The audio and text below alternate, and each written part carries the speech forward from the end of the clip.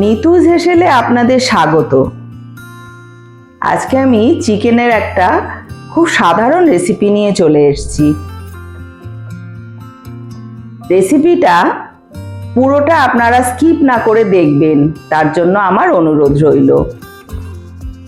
চিকেনের এই রেসিপির জন্য আমি 1 কেজি চিকেন নিয়ে নিয়েছি আর 500 গ্রাম পরিমাণ পেঁয়াজ নিয়ে নিয়েছি। পেঁয়াজটাকে এবার আমি সরু সরু টুকরো করে কেটে নেব, আর কিছুটা পরিমাণ পেঁয়াজ একটু বড় বড় টুকরোতে কেটে নেব। 1 ইঞ্চি আদার টুকরোকে একটু বড় বড় সাইজের কেটে নিয়েছি। একটা বড় সাইজের গোটা রসুনকে কোয়াগুলোকে ভালোভাবে ছাড়িয়ে নিয়েছি। আর নিলাম আমি 2 চামচ পরিমাণ টমেটো কেচাপ আর 2টো বড় সাইজের আলু টুকরো করে নিয়েছি।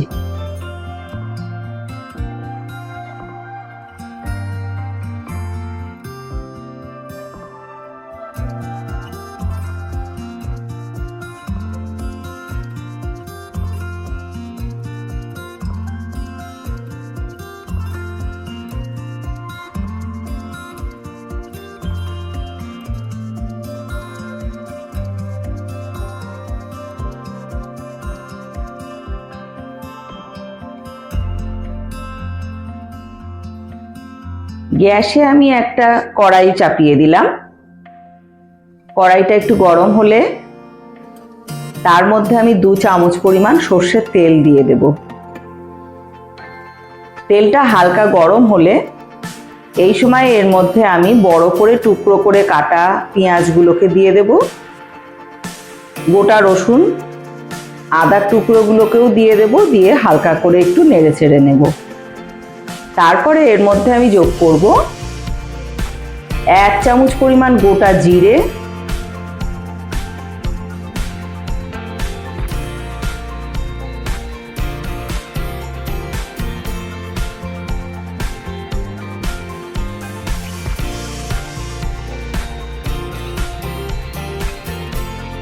3টে শুকনো লঙ্কা একটু ভেঙে দেব।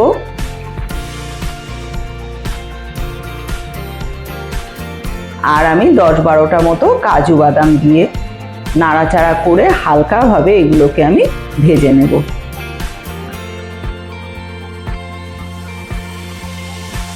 এবারে 1/2 চামচ গোলমরিচ অ্যাড করে গোলমরিচটাকেও অল্প একটু সময় নাড়াচাড়া করে নেব।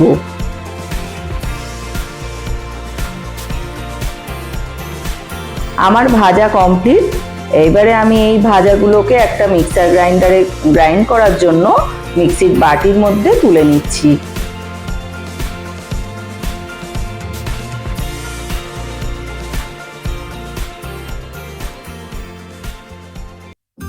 একই কড়াইতে আমি পরিমাণ মতো সর্ষের তেল দিয়ে দিলাম। দিয়ে তেলটা গরম হলে তার মধ্যে কুচিয়ে রাখা পেঁয়াজগুলোকে দিয়ে সেই পেঁয়াজের মধ্যেই আমি গোটা গরম মশলা ফোড়ন দেব। তার মধ্যে আমি যেটা দিলাম 6-7টা লবঙ্গ, 4-5টা এলাচ, একটা দারুচিনি টুকরো। এইগুলোকে আমি সুগন্ধ না বেরোনো পর্যন্ত নাড়াচাড়া করে ভেজে নিচ্ছি।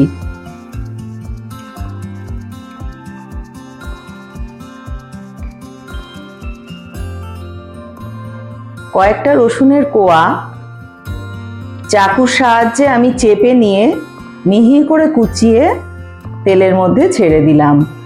দিয়ে ভালোভাবে নেড়ে চেড়ে ভাজা করব যতক্ষণ না রসুনের কাঁচা গন্ধটা চলে যাচ্ছে।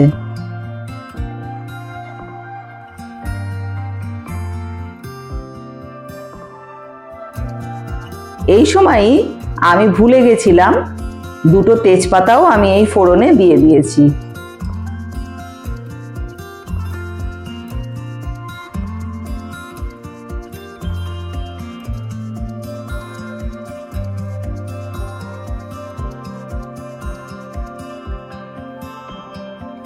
বাকি কুচো করে রাখা পেঁয়াজগুলোকে দিয়ে দিলাম।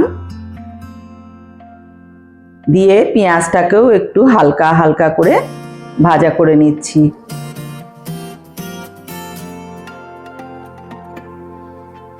এর মধ্যে এবার আমি চিকেনের টুকরোগুলোকে ছেড়ে দিয়ে চিকেনের টুকরোগুলোকেও একটু সময় আমি ভেজে নেব।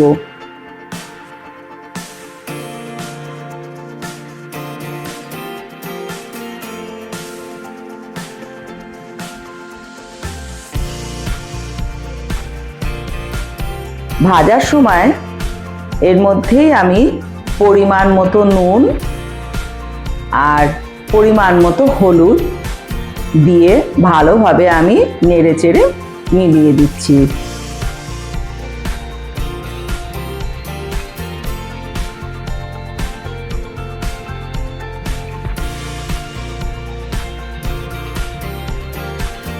দু চামচ কাশ্মীরি লঙ্কার গুঁড়ো দিয়ে আরেকটু সময় কষিয়ে নেব।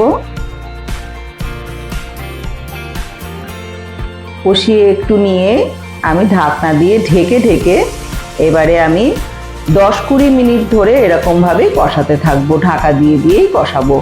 ঢাকা দিয়ে দিলেই চিকেন থেকে অনেকটা পরিমাণে জল বেরিয়ে আসবে। সেই চিকেনের জলেতেই চিকেন অর্ধেক সিদ্ধ হয়ে যাবে। তো আমি ঢাকা দিয়েই এখন একটু কষিয়ে নেব। ভাজা মশলাটার মধ্যে আমি 2 চামচ টক দই দিয়ে আর অল্প একটু পরিমাণ জল দিয়ে মশলাটার একটা মিহি পেস্ট বানিয়ে নিলাম। চিকেনের ঢাকনা সরিয়ে দেখুন কতটা জল টেনে গেছে। এবারে আমি এর মধ্যে অল্প একটু চিনি দিলাম।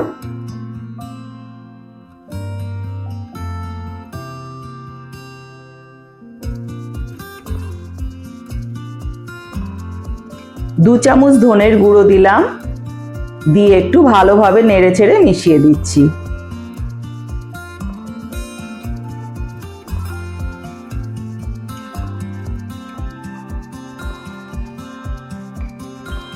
এবারে আমার যে মশলাটার পেস্ট বানানো ছিল সেটাকে আমি দিয়ে দিলাম। দিয়ে এবারে আমি আর একটু সময় কষবো। খুব বেশি সময় কষার দরকার নেই, যেহেতু মশলাটা আমার আগে থেকেই ভাজা ছিল।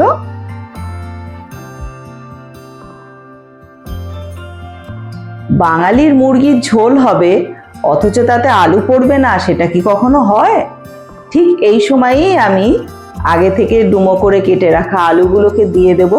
আমি কিন্তু আলুগুলোকে আগে থেকে ভাজা করে নেইনি। তার কারণ হচ্ছে এই কাঁচা আলুগুলোকে মশলার সাথে কষিয়ে নিয়ে আলুগুলো আমার মনে হয় খেতে বেশি ভালো লাগে। তো আমি আলুগুলোকে দিয়েই মাংসের সাথে মশলার সাথে নেড়েচেড়ে ভালোভাবে একটু কষিয়ে নিচ্ছি। এর মধ্যে আমি 2 চামচ টমেটো কেচাপ অ্যাড করব। করে কেচাপটাকে দিয়েও আর একটু সময় নেড়েচেড়ে মিলিয়ে নেব।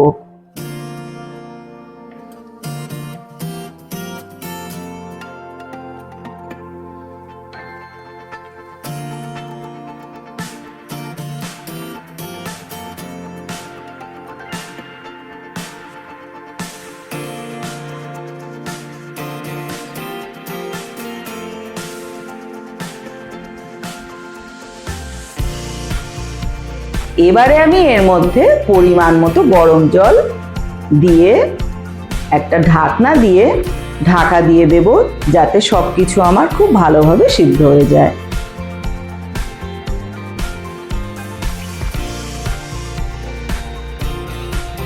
ঢাকনা খুলে নিলাম। মাংস একদম সিদ্ধ হয়ে গেছে। এখন আমি ছোট চামচের 2 চামচ গরম মশলা দিয়ে টকবক করে আরেকটু সময় ফুটিয়ে নেব। নিয়েই একদম রেডি। এবার আমি একটা সার্ভিং বলে নামিয়ে নেব। আমার রেসিপিটা ভালো লাগলে আপনারা কমেন্ট করবেন আর খুব বেশি করে একটু শেয়ার করে দেবেন। আমি নিতু আবার আসছি পরের রেসিপি নিয়ে। সুস্থ থাকবেন, ভালো থাকবেন, পাশে থাকবেন আর আমার চ্যানেলটাকে অবশ্যই সাবস্ক্রাইব করে দেবেন। পাশে থাকা বেল আইকনটি প্রেস করবেন, যাতে আমার প্রত্যেকটা রেসিপি আপনাদের কাছে সবার আগে পৌঁছে যায়।